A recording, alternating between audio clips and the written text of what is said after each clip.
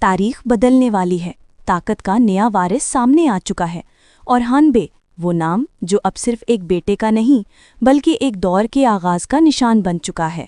جب اورحان بے نے اپنے باپ کی امانت، وہ مقدس مہر اپنے ہاتھ میں تھامی تو پورے بلیک میں سکون کی ایک لہر دوڑ گئی۔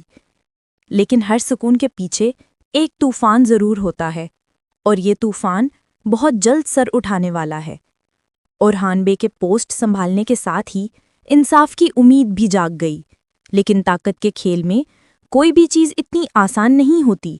کچھ بے ان فیصلوں سے خوش ہیں، مگر کچھ چہروں پر ایسی خاموشی ہے جو آنے والے خطرے کی نشاندہی کر رہی ہے۔ نیا دور کیا واقعی سب کے دل کو بھائے گا، یا یہ نیا دور کسی بڑی ٹکر کا آغاز بننے؟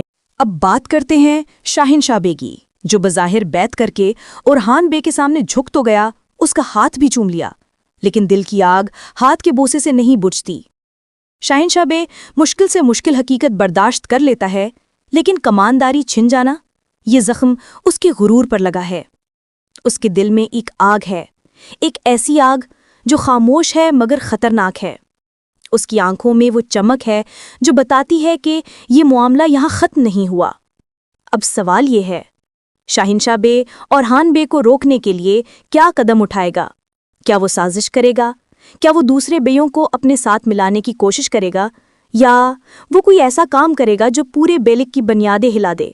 دوسری طرف اورحان بے بالکل مختلف تیاری میں ہے۔ اس کا مقصد صرف تخت پانا نہیں بلکہ اپنی امانت کو مضبوط کرنا ہے۔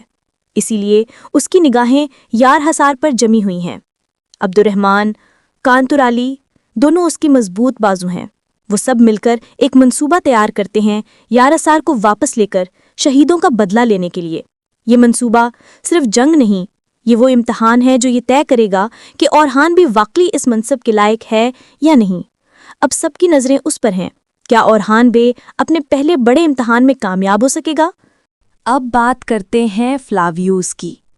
سرنگ کے گرنے کے بعد اس کے تمام راستے بند ہو چکے ہیں۔ نہ وہ پیچھے جا سکتا ہے، نہ یہ جنگ چھوڑ سکتا ہے۔ اب اس کے پاس صرف ایک ہی راستہ ہے، تلوار اٹھاؤ، آگے بڑھو اور آخری سانس تک لڑو۔ لیکن اصل مسئلہ یہاں شروع ہوتا ہے۔ فلاویوس کو اورحان بے کی تلوار باندھنے کی تقریب کی خبر مل جاتی ہے۔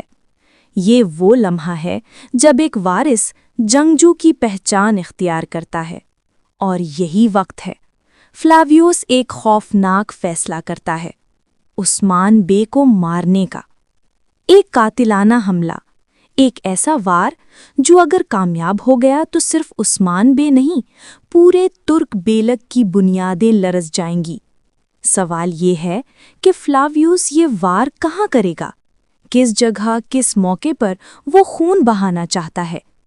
اس خونی کھیل کا اگلا منظر بہت خطرناک ہونے والا۔ اورحان بے جب اوبا کے تمام بوجھ، سازشیں اور رکاوٹیں ہٹا دیتا ہے، تبھی اس کی اصل سوچ سامنے آتی ہے۔ بورسا کے بعد اس کا اگلا بڑا ہدف ہے ازنک، اور یہی وہ مقام ہے جہاں اصل امتحان شروع ہوتا ہے۔ ازنک کے تکفور کے سامنے اورحان بے کی جرأت، اس کی سختی اور اس کا فیصلہ کن انداز سب کو حیران اور خوف زدہ کرنے کے لیے کافی ہیں۔ وہ نہ جھکتا ہے، نہ ڈرتا ہے، وہ نہ پیچھے ہٹتا ہے، نہ مسکراتا ہے، وہ صرف ایک ہی بات کہتا ہے، یہ زمین اور یہ طاقت اب ہمارے پاس لوٹ کر آئے گی۔ اور یہ جملہ اس نئے دور کی بنیاد رکھ دیتا ہے۔ اب سوال یہ نہیں ہے کہ اورحان بے کیا کرے گا، سوال یہ ہے کہ اسے کون روکے گا، کون اس کے سامنے کھڑا ہو سکے گا، اور کون اس نئے دور کا حصہ بنے گا۔ ایک نیا سفر، ایک نئی طاقت، اورحان بے کا عہد اب پوری قوت کے ساتھ ابھر رہا ہے۔ یہ داستان ابھی شروع ہوئی ہے۔ ہر آنے والا لمحہ ایک نیا راز لائے گا، ہر جنگ ایک نئی دور کی طرف قدم بڑھائے گی، اور اگلی بار ہم دیکھیں گے کہ اس طاقت کے کھیل میں کون جیتتا ہے اور کون ہمیشہ کے لیے مٹ جاتا ہے۔ جڑے رہیے، کیونکہ کہانی صرف آگے بڑھے گی، اور بہت جلد اور بھی خطرناک